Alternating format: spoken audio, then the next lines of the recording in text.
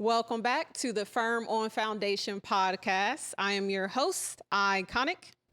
And today, my lovely people, we have a special guest with us by the name of Cleo Hawes. How are you doing today? I'm good. How you feeling today? I'm feeling good. I'm blessed Good. and I'm well. Good. I cannot complain. There's something I actually said to my sister the other day that I'm kind of working through.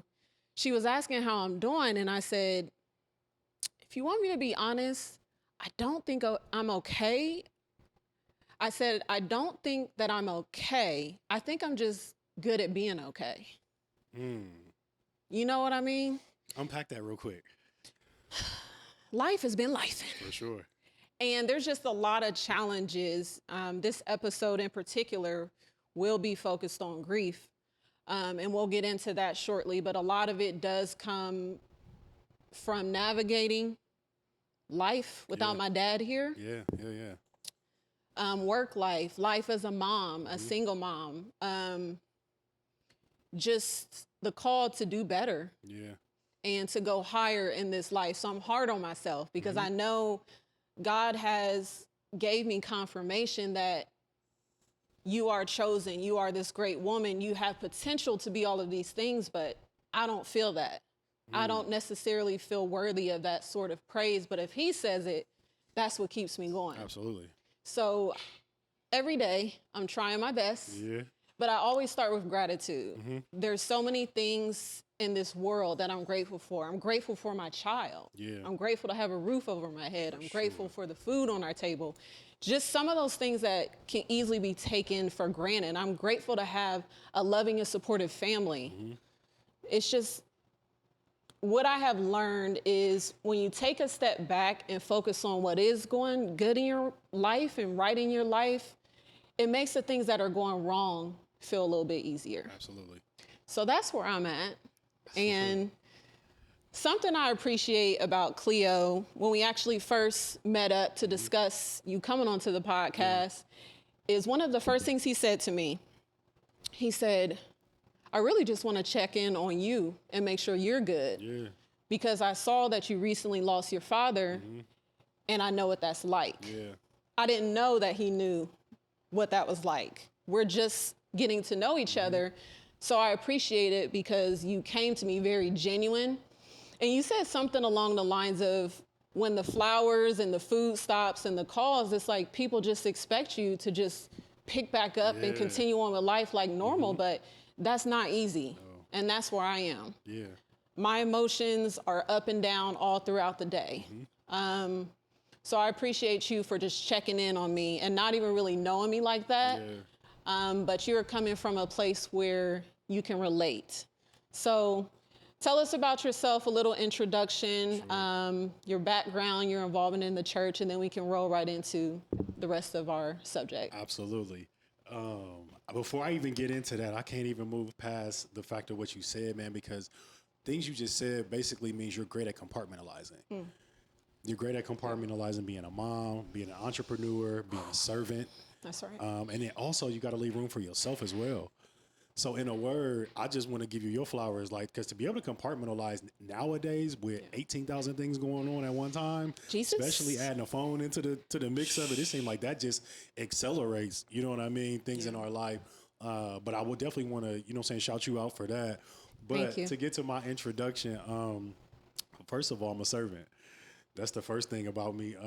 But I serve in capacities as a mentor. I serve in a capacity as a minister. I serve in a capacity as a worship leader. I serve in a capacity as a father. I serve in a capacity as a brother. I serve in a capacity as an uncle. I serve in a capacity, good Lord, as a community activist. But we'll stop there because if you let me tell it, I'll tell you I'm just a regular guy. No, tell them who you are. That God just chooses to use. So that's why I started off at the top where I'm just a servant because I'm just available to Him.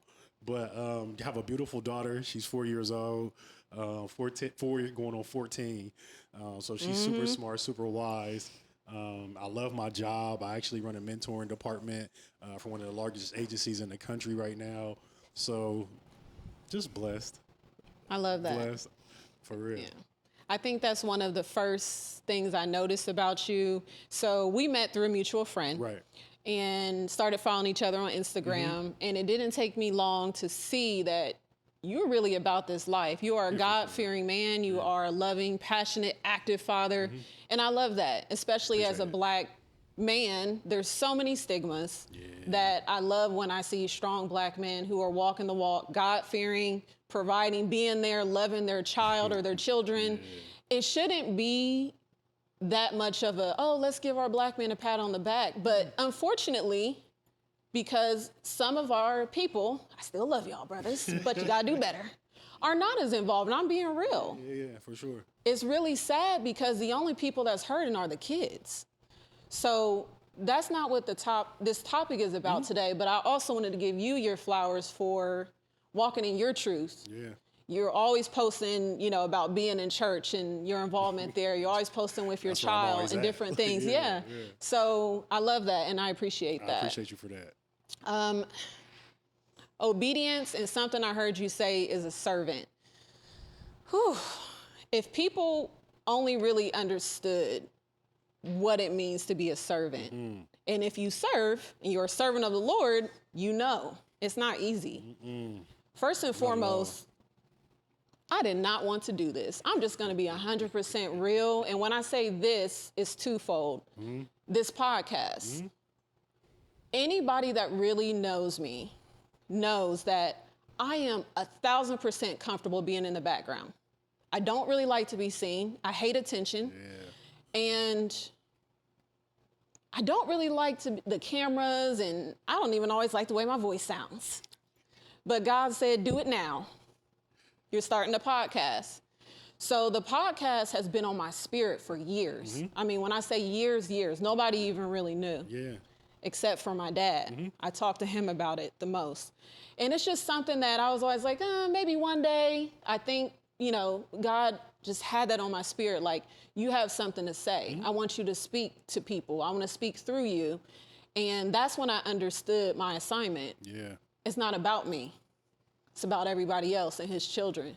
So to me, that is the essence of being a servant. You are stretched. You are pushed out of your comfort zone, and you feel forced to do things you do not want to do. For sure. But I'm going to be obedient, and I trust them. This is what he's telling me to do, so this is what I will do.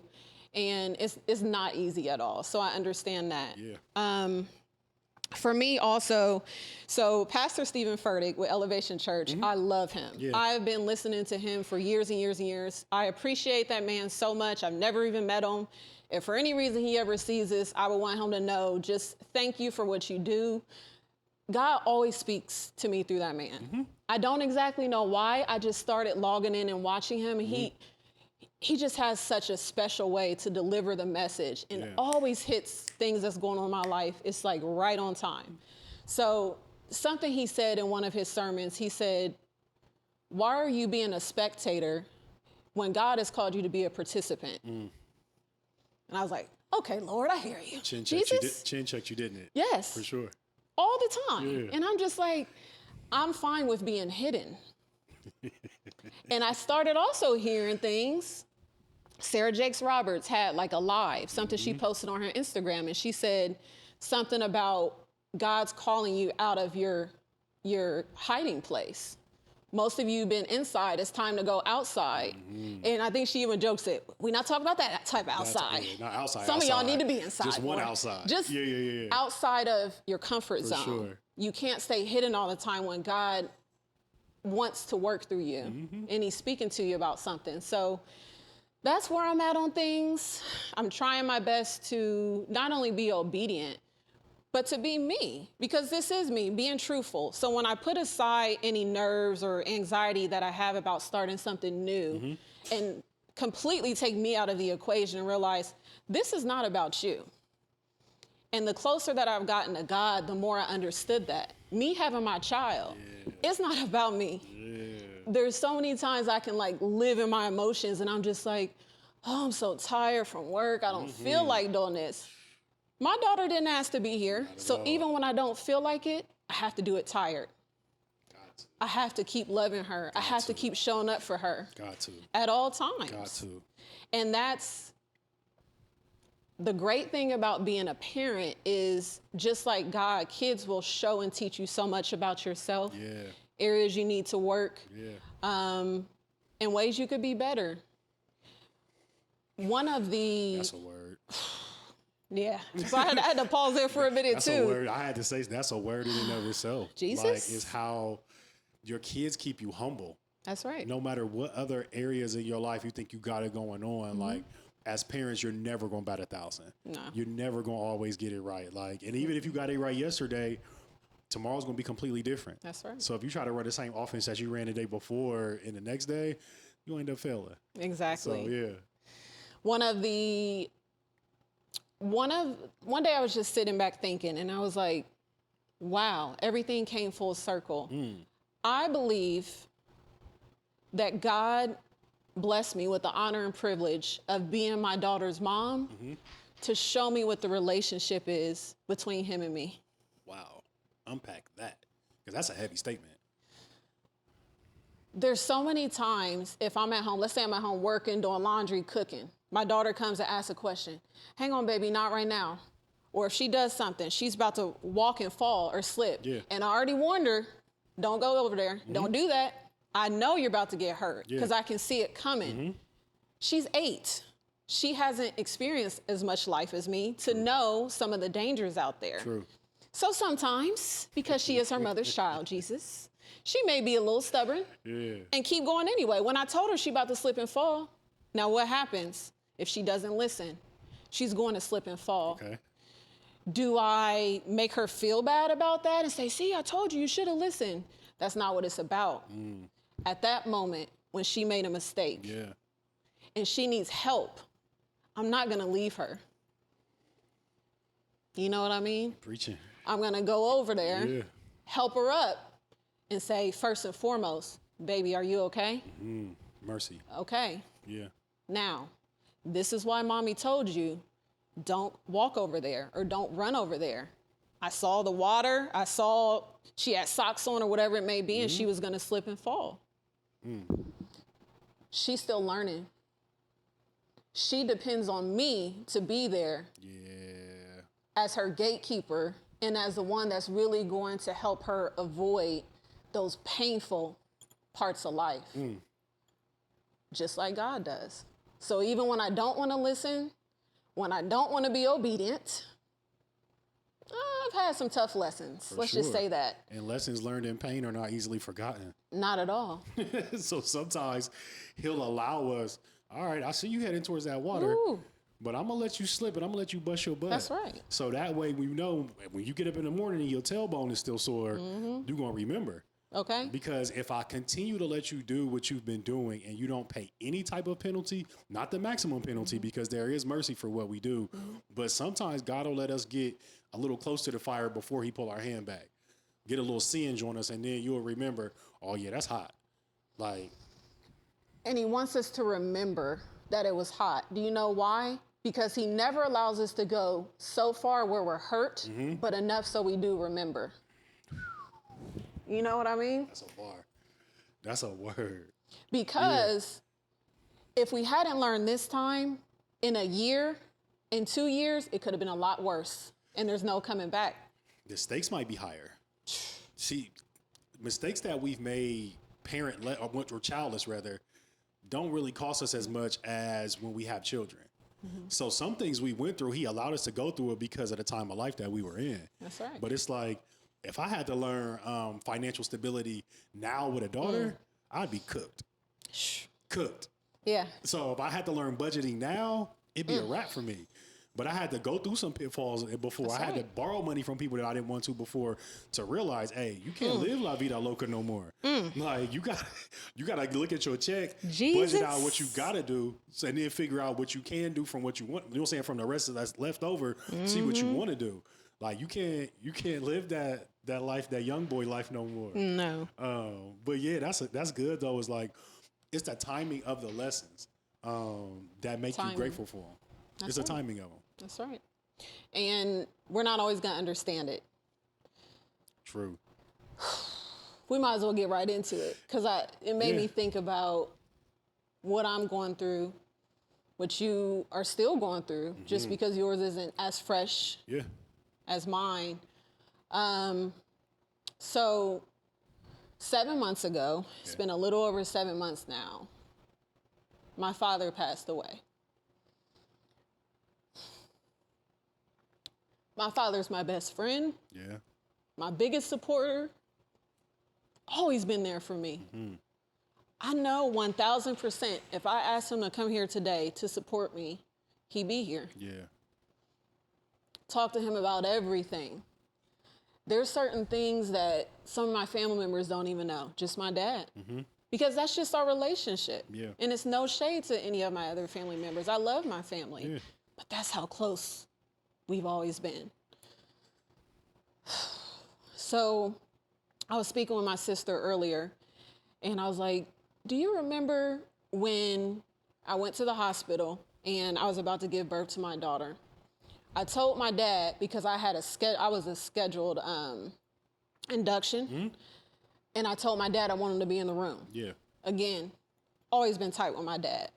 Some of my family members were kind of like, oh, that's kind of weird. And my dad's like, I used to change your diapers. You're my daughter.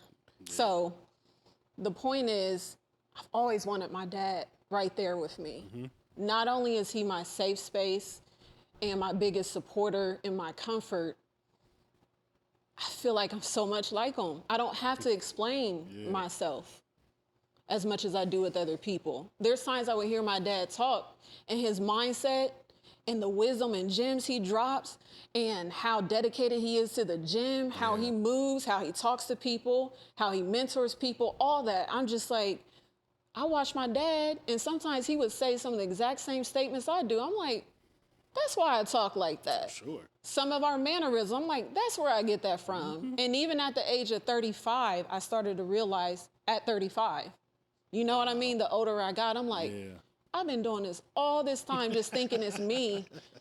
And sometimes even thinking something's wrong with me, because I'm like, I got some weird little mannerisms, but they're not weird, they're special. Apple don't fall far. That's right. They don't. That's right. So I've always been proud to be my dad's daughter. But it's been hard. It's been hard, and this is why I wanted to put out there, I did not want to do this podcast whatsoever.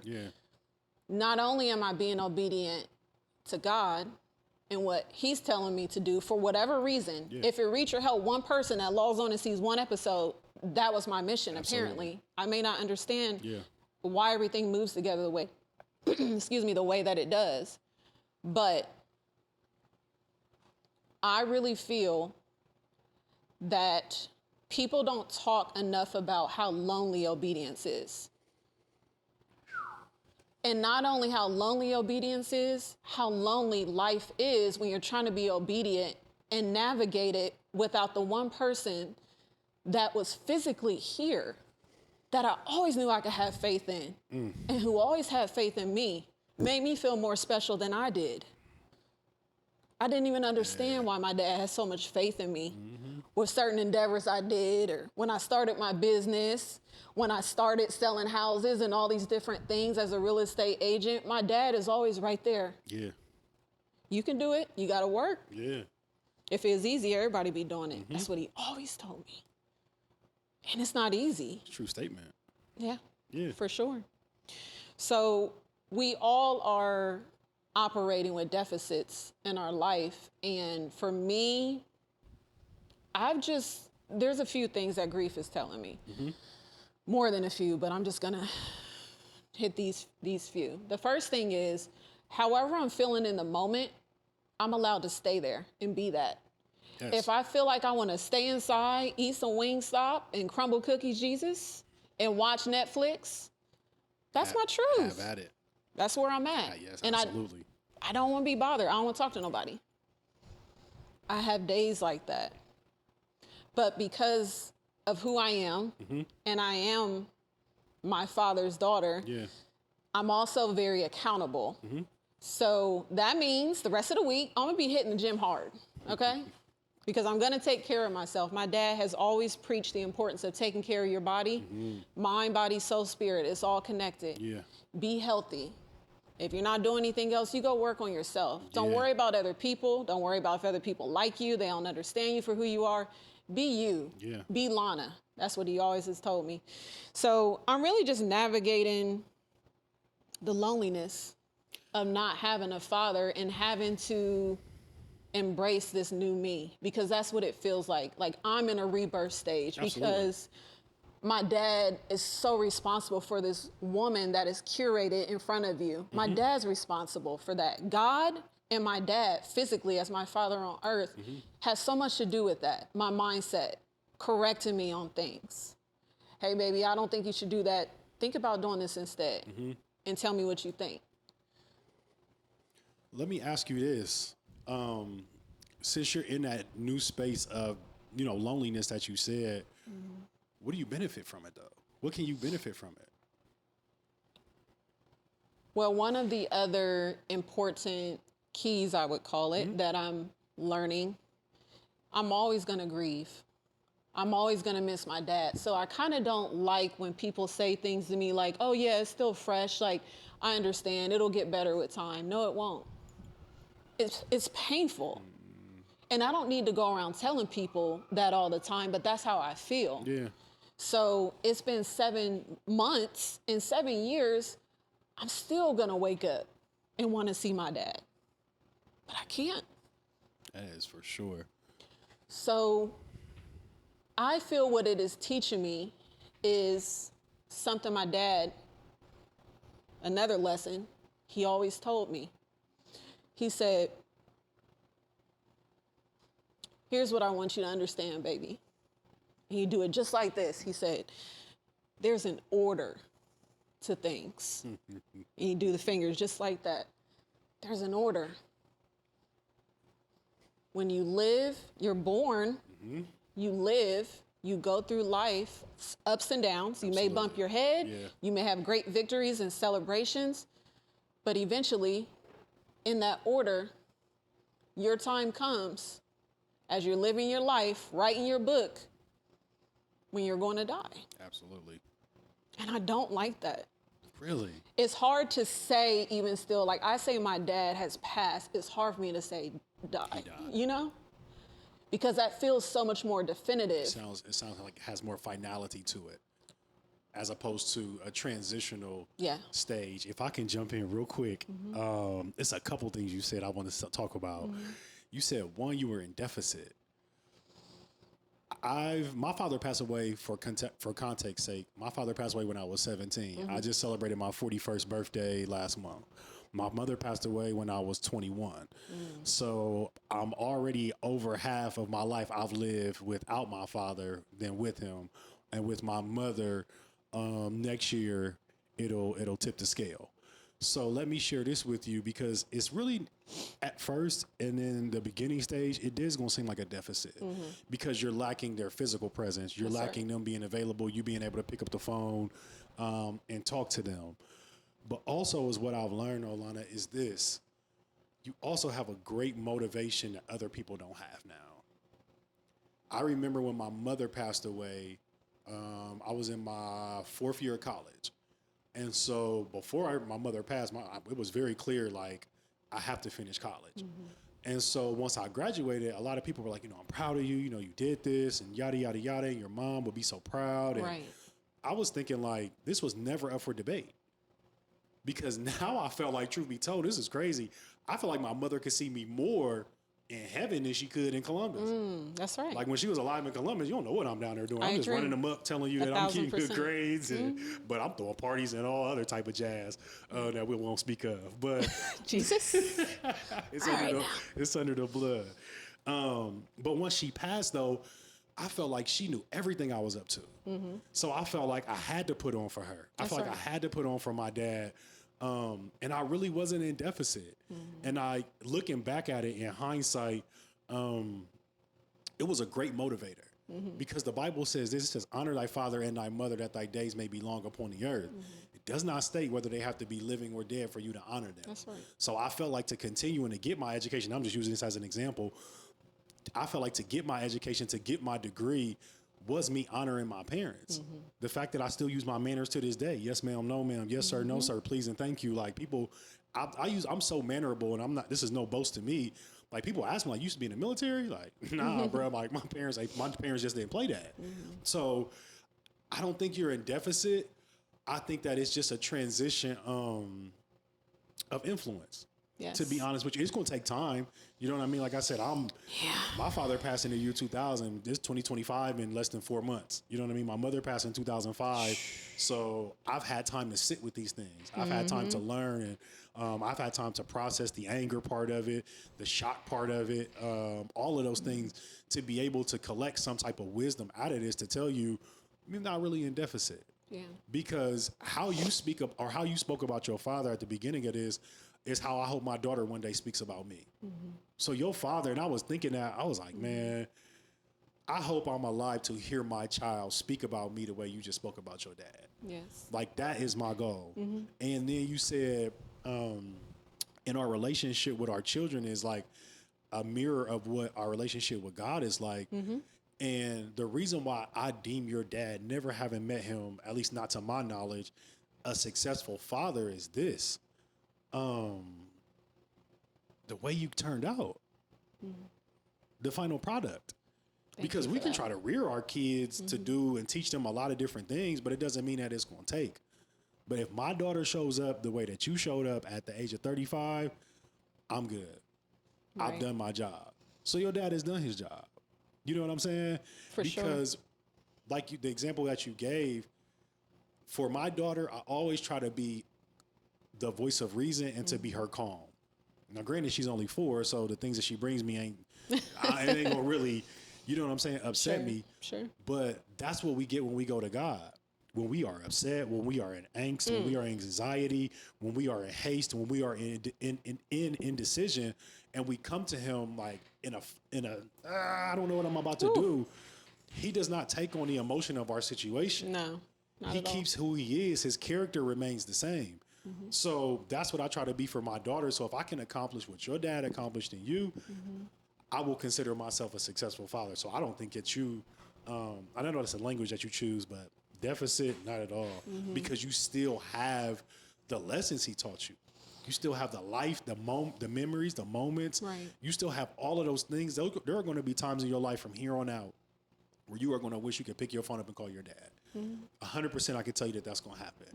And then in those moments, there are going to also be some moments where you can say, you know what? I can hear him now telling me, Lana, All the time. Why That's did you all the even time. So it's not in deficit, it's just in a different form. Sure. And when I say we're all living with deficits, now, like I said, I feel like I'm this new Lana. Not only how I feel, but how others view me. Yeah. I can tell the vibe has changed, even with some friends. Some friends have leaned in and will just check, make sure you're good, make sure I'm good. Yeah. But also, it's almost like some people view you like this dark cloud is over your head, and they don't want to talk to you or mess with you as much. It's been very obvious because now, oh, she lost her dad, and they know how close I am with my dad. So not that the focus is there, and that's why I use the language of deficit, but I have to act okay when I walk past a stranger and see them with their dad laughing. When I hear people talking about their dad, I can't physically have that anymore. So what I've been calling it is I just feel like there's like this realignment in my life with my mindset. Yeah. Similar to what you've been saying. I'm so grateful to have experienced a father like mine. There's nobody like him. I would never, ever have it any other way, or ask for anybody else to be my dad. Nobody can ever be him. So for me, it's been this shift from having him physically to him being with me spiritually.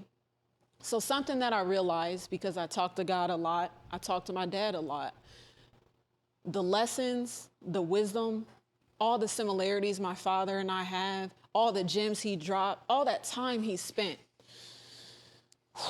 As my therapist would say, she hears how I talk about my dad, and she paused the first time I told her, and she said, he planted a lot of seeds in you. Yeah.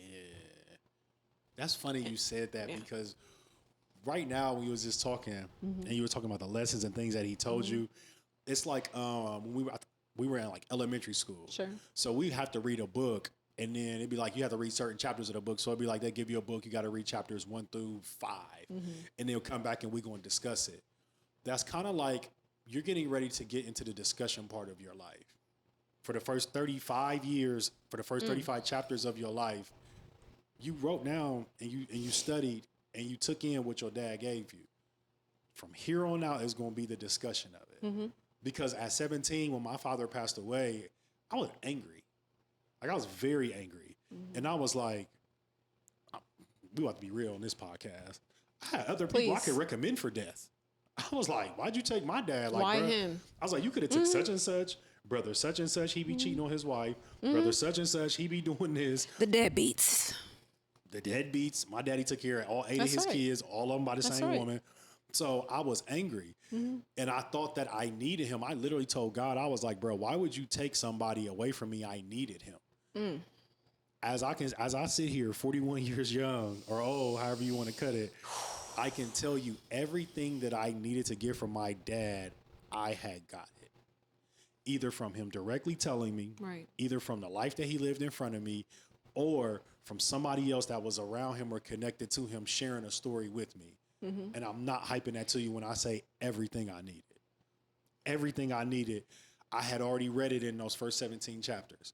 And now I'm still unpacking it. And now, do I wish I could sit and break bread with him man to man now that I have children? Absolutely. A lot of the things that he done, well, not everything, but a lot of things that my dad did made sense now.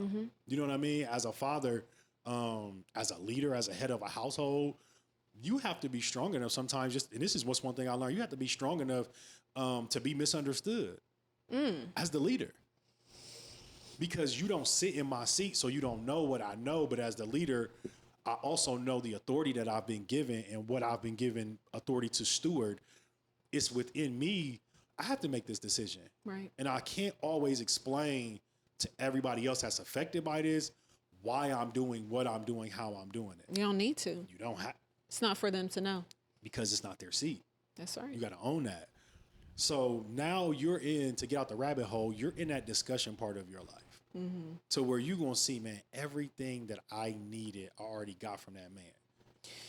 Yes. And that's how I'm looking at all the lessons my dad taught me, all the time he spent with me, and also his life, being the living example of how to conduct your life, taking care of yourself, being kind to others, helping other people that are in less need. Yes. If God's blessed you, then you need to bless others to some capacity. So my dad was the perfect testament to that. And I'm so grateful for that. And everything he has allowed me to be equipped with now, and this is how I know I'm becoming more spiritually mature, because the language and the way I talk to God since my father's passing is not as much with confusion or anger, but of just gratitude.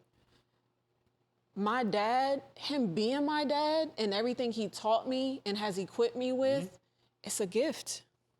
That's the gift I carry. So I do have a responsibility to honor that gift. So what I have found myself doing now, when I do speak of my dad, which is why I'm not crying this entire time, even though... Which is okay if you do, yes, by the way. And it's not that I'm trying to act like this tough woman. When I speak of my dad now, I'm very intentional about speaking from a place of honor instead of mourning. Do you know what I mean? Absolutely. Because that is the type of honor that he deserves.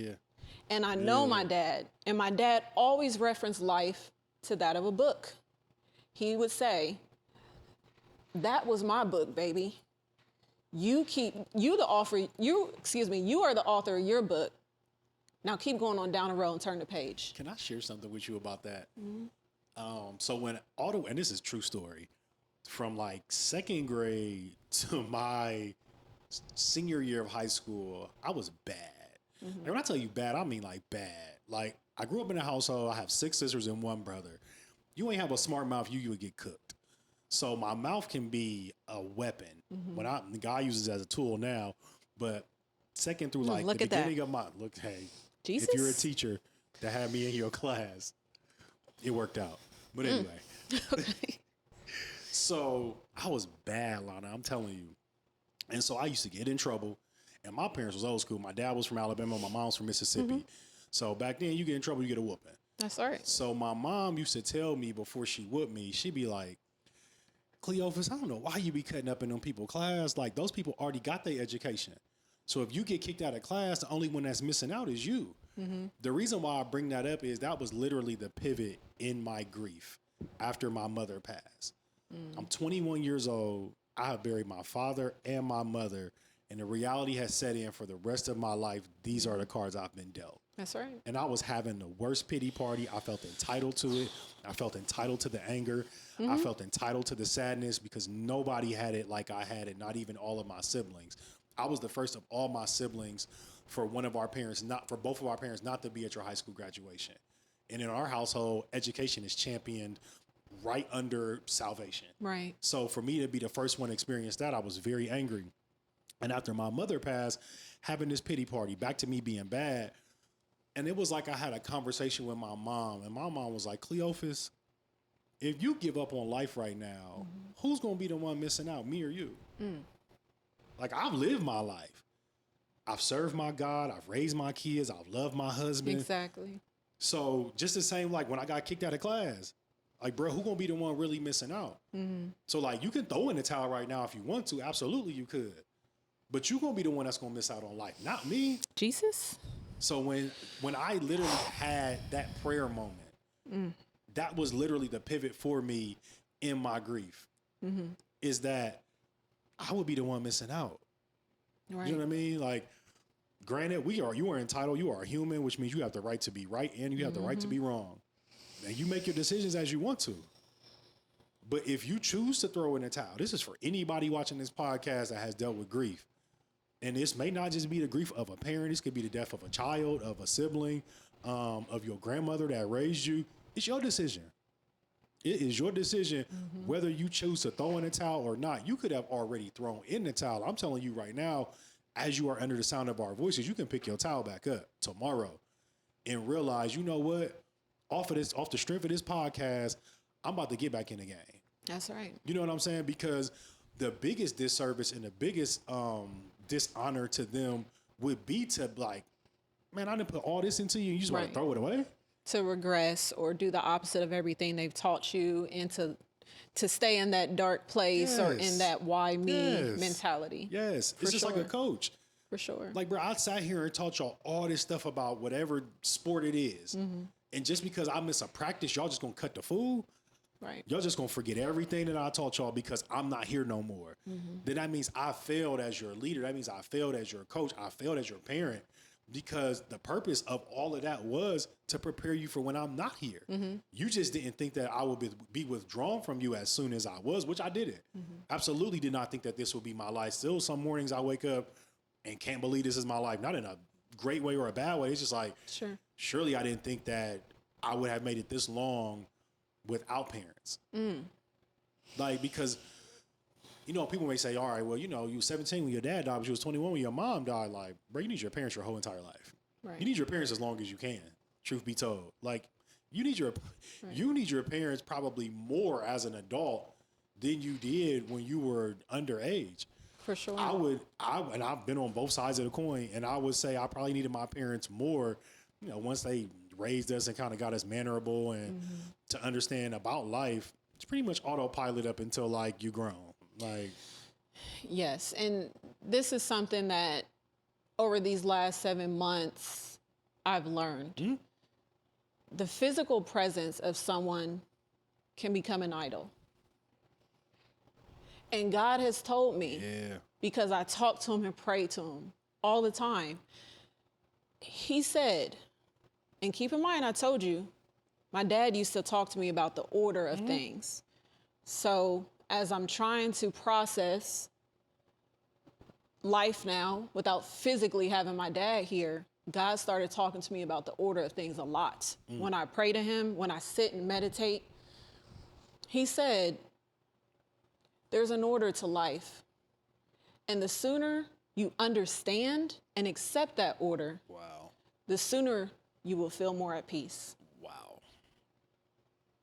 And that I've been sitting with that. And that is why I feel each day, I'm not going to say, oh yeah, I feel stronger. It's not that I don't want to feel stronger, because I'm going to be honest about the pain I feel without my dad physically being here. But I'm so blessed that my dad is with me. He lives in my heart. He's with me spiritually all around. I love what you said about now you feel like your mom can see you, your dad can see you, what you're doing than when they physically were here. I get that. And that takes maturity, even within your grief phases, to even say that. And when I started to realize that, it's a blessing. And that's something else where I go back to God. I'm just like, God, I'm so grateful that I feel my dad around me, his spiritual presence. He's with me. And I know that. I still talk to him just like I would pick up and call the phone. I know, Dad. I walk around the house. Okay, Dad. Yep. I know my dad hears me, and I hear my dad. And it's a blessing to be spiritually in tune, to be able to still have my dad with me. Because something else my dad always says is that this is just the shell. And we all know we're not meant to be here forever. And that can sound depressing, and it's real. It can sound unfortunate, but it's very real, and it's going to happen to all of us. And right now in grieving, what I'm also learning is it's about faith over fear. Confusion comes with fear. When I said deficits, it's like I'm fearful to keep moving on and going on in life without my dad. But I know I can't be, because God tells me, you're okay. That would be a disservice to him as well, to your father. Right. It would. And I know, because I have my dad's spirit, and I'm blessed, and I'm covered by God, I know I'll be okay. So even on days where I allow myself to really grieve and cry, and sometimes, we can kind of get an attitude with God. And he knows that. So he's not fazed by that. Because, as they say, he knew us when we were formed in our mother's womb. He knows the number of hairs on our head, not quantity. He knows that this hair right here is hair 17 on Lana's head. So if I feel disappointed, like, why my dad? Yeah. Everything you were saying, why? It's not for me to understand. Faith over fear. So even when I said in the beginning, I don't know that I'm really okay. I think I'm just good at being okay. I want to be clear and say that doesn't mean that I'm faking it. The reason I know and I can carry on and be okay is because of my faith. If I didn't have that, it'd be a lot harder. It's also a new definition of okay, though, as well. Right. Because whatever your metrics were to be okay when your father was alive, I'm not going to say none of them, but all of them can't be your metrics now. No. So you are, like you said, for all intents and purposes, you're a new person. Yeah. So you're going to have to, you're not going to know you're okay, what your new okay is, until you get there. It's like if you were taking a road trip and your daughter just kept asking, like, are we there yet? Are we there yet? You got a destination you can kind of gauge and like, no, baby, take a nap. By the time you wake up from that nap, we'll be there. That's right. You're on a place to where you don't know where your destination is going to be. No. It may take you years to get to okay. And you may not realize it until you get there, and then you'll look back in hindsight and say, you know what, I thought I was okay then, but now I'm okay. Because now I'm able to, I didn't mean to cut you off. No, you're fine. And you might be able to withstand something later on that you can't withstand now. Like, for example, my mother only lived, almost 5 years after my father, but to my knowledge, my mother never went and stood at my father's gravesite. Like, her new okay was just being at peace with, he's not here anymore. She would straight up tell us, he ain't in there, so ain't no point in me going over there nowhere. But for me, it was something different to go and stand and talk to him and dump stuff. Right. So my okay was different than hers, but her wisdom and her faith was way different and more mature than mine as well. Right. So what my point is to say is, your new okay is you're finding out what it is. You're finding Every your day. new okay.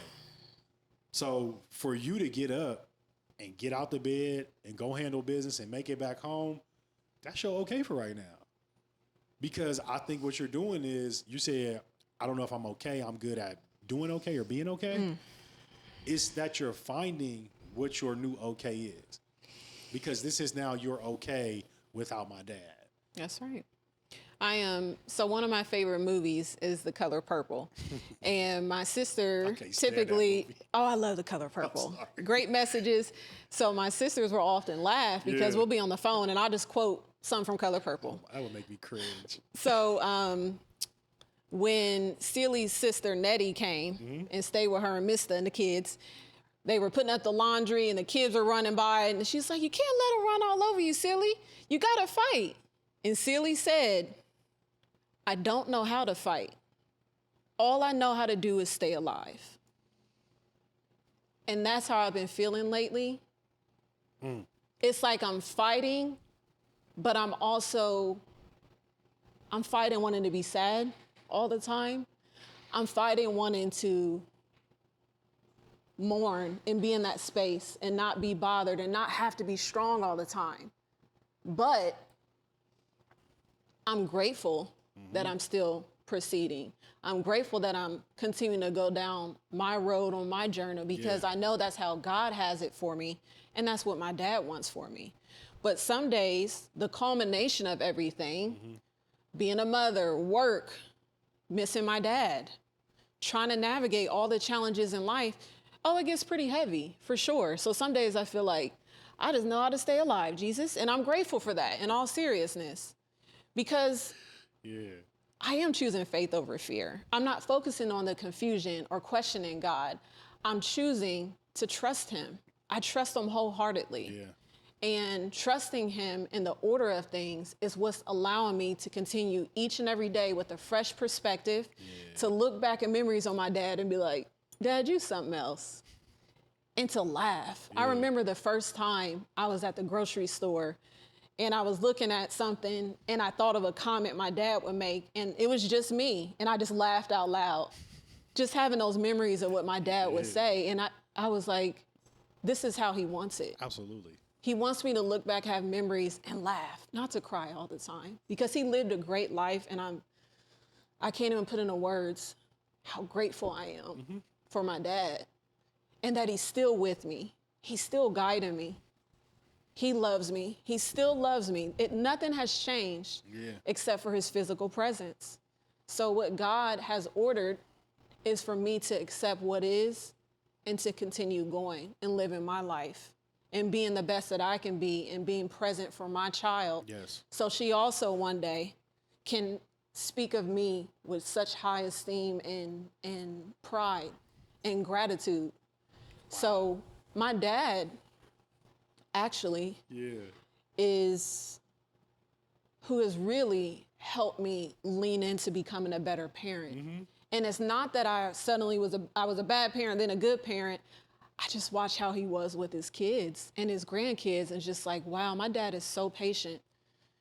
He sits and he'll sit there, come over my house. My daughter sit there, she'll read to him. Hey, Grandpa, come in, come in my room, come see my room. Okay. He walked in and I saw he was tired from work too. He has a lot going on. He has other kids and grandkids and people that need his time, but he's patient. How he explains things and teaches lessons. So for me, it's made me be more intentional and aware to be patient, to be loving, to be understanding, because being a parent's hard. I wish somebody would have told me. There's nothing that can prepare you for being a parent. And I think that it doesn't matter if you're married, single mom, single dad. It does not matter. There is no handbook for these kids and they're unpredictable. And you have to learn to be flexible and like work on the fly. And that's something that my dad has always done it with so much grace. So now something else I'm grateful for my dad for is teaching me how to be a great parent, because I haven't always felt like that. I get mom guilt and all sorts of things. And it's just like, I could do better. I want to be more present. I want to be more patient. I want to be all of these things. And once again, how my dad led his life I have a reference, and I'm forever grateful for that. So two things you said I want to go back to. One, you talked about the sadness and you fighting against that and you fighting against the mourning. I want to let you know that embrace that at times. Just don't live there. You can visit there though, but pass through there. Oh, I do. Because you're human. And if you're human, be it over male, female, however you identify, if you're human, you come wired with emotions.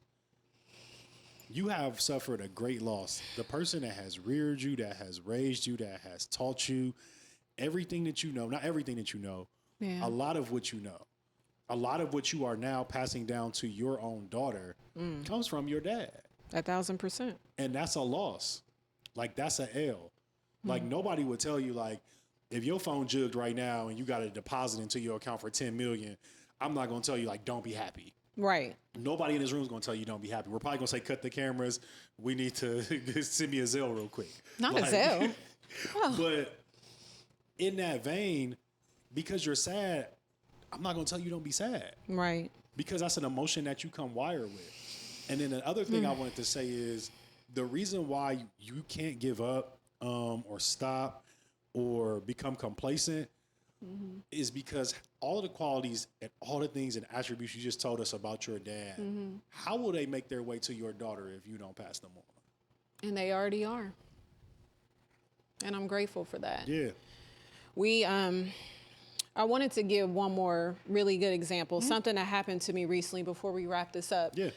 So I went and got my hair colored. Okay. And naturally my hair is dark brown. When I was getting my hair done, the hairstylist was like, I don't remember, did I also put black in your hair along with the lighter brown color? And she was like, I'm not sure. So I'm under the dryer getting this lighter color, and she lifts the foils and she says, okay, yeah, I didn't put color. And I was like, okay, so how do you know? Like, she said, because the color in your hair now lifted so easily. It's basically like virgin hair. Okay. So what that taught me was all of us are going to go through things, okay? And we are going to find it difficult to be uplifted because we all go through life with stains on us, okay? Life's experience and things that happen, it can leave us a little tainted. But with that being said, we have to understand that we don't have to stay there. We don't have to feel bad about that. But the reason that color lifted is because it wasn't as tainted. That's good. Okay? I've been through so much in my life. I have some things that have tainted me, but I'm still choosing to move forward. So there may be times where it's harder for me to be uplifted, but once again, that's me choosing faith over fear. Always. If I had a Bible, I'd tap it right now. Jesus. Well, before we go, something that we'll do on, this is a special segment called Firm and Free that I'll do with all my guests. Okay. So I want you to tell me something that you are firm on and something that you would like to be free from. So as an example, I'll give you a little example for me. So something I'm firm on is waiting on the Lord to move in my life, to not always trying to be in control and to be more patient, Jesus. Being understanding and accepting that things happen on his timing, not mine. Something that I like to be free from is trying to control what my life looks like. And I admit that. So, you want to say yours? Something I am firm on is getting everything that God has for me. And not letting go until I get it. It's almost like the thought of get rich or die trying. That's right. I'm going to get the promise or I'm going to die trying. But I will never abandon it. Everything that I feel that the Lord has deposited into my spirit, my vision, what he has shown me about who I'm going to be, what I will have, what my legacy will be, I am firm on that. And I mean, like, that. I'm firm on it. Like, there's no negotiation. Like, I'm a person that once my mind is made up, you can chalk it. Right. Like I have a saying, like if you ever want me to change if I make my mind up and you want me to change my mind, you better pray. Right. It's the only way change is going to come to it. Like I'm firm on that. And since I'm in constant communication with the Father about that and he ain't changed my mind, Sure. I'm firm on that. What would you like to be free from? What would I want to be free from? This is something that you are working on, something you noticed from the past. Yep. Trying to vindicate myself. Because I feel like, God, you got all these other kids. Let me do you a solid. I handle this for you. Like, this is one less thing you got to do in your day of avenging your kids. Let me do it. Right. And it's like, nah, bro. Like, I feel you, Cleo, but no. Right. Vengeance is mine.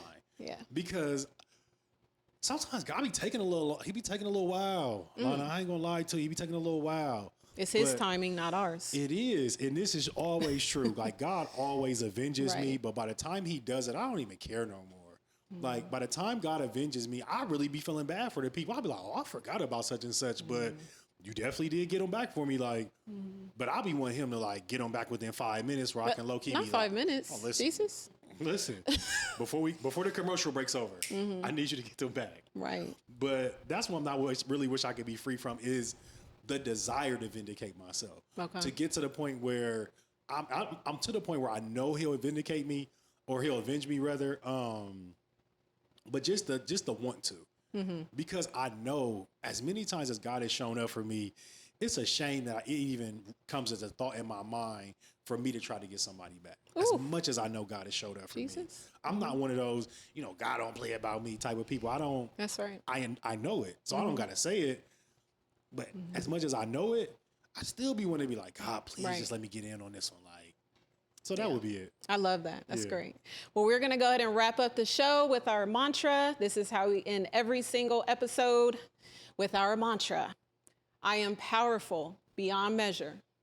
The things that I say, think, and do will reflect that. I know who I am. I own who I am. Thank you so much for joining us today, Cleo, and everyone listening and watching. I appreciate you, and I hope that you have an amazing day.